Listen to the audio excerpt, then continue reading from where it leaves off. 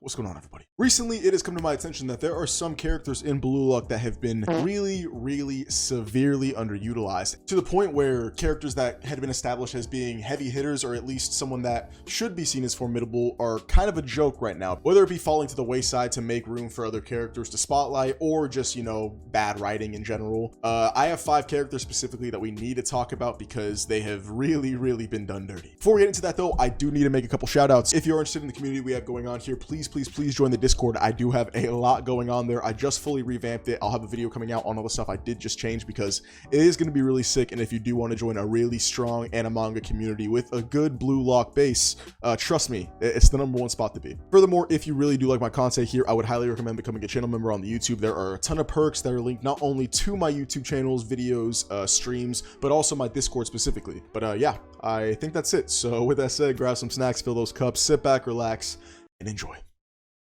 Okay, first up, when I look at my list of misused characters in Blue Lock, we have Nico, the security tower of Japan, someone said to rival Isagi's vision and basically be a defensive version of Isagi. Someone who was competitive throughout all 3 stages of Blue Lock, managing to secure himself a U20 spot. Nico was looking like one of the most promising players heading into the NEL, but sadly, we just didn't see any of that pay off. He did get some moments in the Ubers vs Bayern Munich match. I mean, we did see his Metavision activate as well as stopping Isagi a couple times. But for the most part, along with most of the Ubers defenders, one of which you may see later on in this video, he kind of just got fucked on by Isagi with little to no effort, meaning that even more so than just losing the match, Nico lost another battle to Isagi, making it 0-2 in Isagi's favor. I don't know, I feel like just giving Nico a little bit of a win would have been really good for his character right now, but I guess not. And speaking of the Uber's defense, next up we have Oliver Aiku. Now, this is going to be an interesting one because when I say Oliver Aiku in this list, some people are going to be like, yo, what the hell are you talking about? But other people are going to be like, thank you. Yes, finally someone is talking about this, because Oliver Aiku, if we take our minds back to the U20 match, when he first encountered Isagi Yoichi, it was like the biggest threat that we had ever seen. A high-level defender on the national scale who is bigger, stronger, faster, it can read the field better than almost everybody. That's how he was set up from the very beginning. And it showed throughout the entirety of the U20 match. He stopped basically everybody, especially Isagi, who he kind of did man mark in a sense. But I mainly just say that because he stopped Isagi on like every advance that he tried, except for, you know, the final play, but that was already confirmed to be luck. And going into the NEL, he was the best defender that we knew of, like period. It wasn't even close. So tell me why we get to the Ubers vs Bayern Munich match and you pair the best defender we've seen so far, give him Metavision on top of that, then pair him with a new Gen 11 defender who is even better than he is, and they get 3 goals scored on them. Only one of which was by a new Gen 11 player. That just makes no sense to me. Truly, it makes no sense to me. You can't tell me that Oliver Aiku, a player who fucked on Isagi not too long ago, went into a system, to a team, a professional club that was better than the system that he was already in, went through training, unlocked Metavision himself, and was worse than Isagi.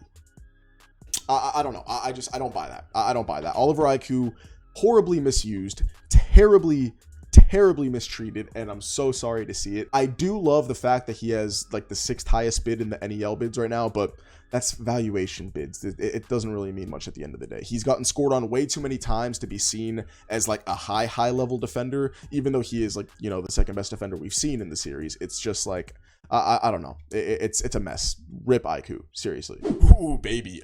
This number 3 is going to be spicy.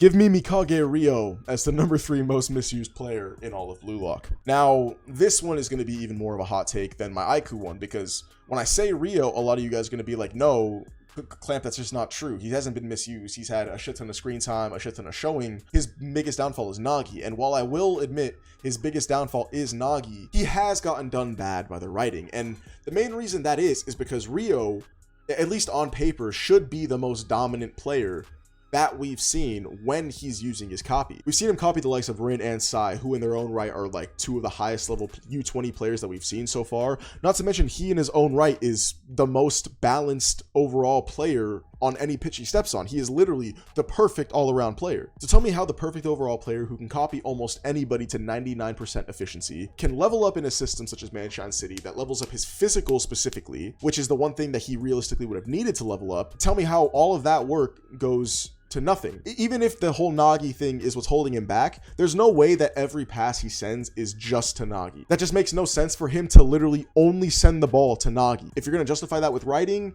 I guess I'm just going to have to deal with it, but it just doesn't make sense to me, and for that reason, Rio has to be on this list when you're talking about misused characters. Moving on, number 2 misused character, I have Otoya. Now, my boy Devon is actually really going to love me for this because he is the voice actor for Otoya. I think some of you guys know that. The English voice actor for Otoya. Shout out you, brother, but your guy has been severely misused since the U20 match. Otoya before the U20 match was set up as one of the strongest players in all of Blue Lock, managing to land himself in the top 6 within the 3rd selection, as well as getting a starting spot on the Blue Lock roster for the U20 match. He was hyped up as being this ninja, stealthy sort of player who can slice and dice behind people's visions and get in silently, something that I think would have been a really good foil to the inevitable meta vision that we did get that can see everything on the pitch. Having a player that is able to disappear from sight would be the perfect counter to that. But obviously we're never going to see something like that because the one player we know who has that ability has already been showcased and he did absolutely nothing with it. So yeah, that's really it. There's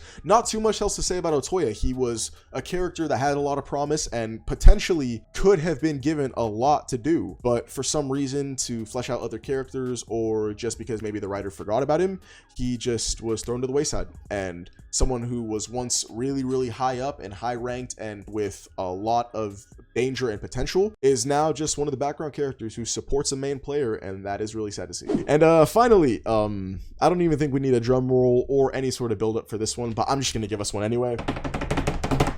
Kunigami Rensuke, number 1. This one, I don't think we really need to talk about it too much. The literal perfect carbon copy of Noel Noah, the world's number 1, ambidextrous, stronger, better, sexier than everybody, I guess you could say. What do you mean by that? I truly don't understand how you have a player like Kunigami, like just in your story, and he's not dominant.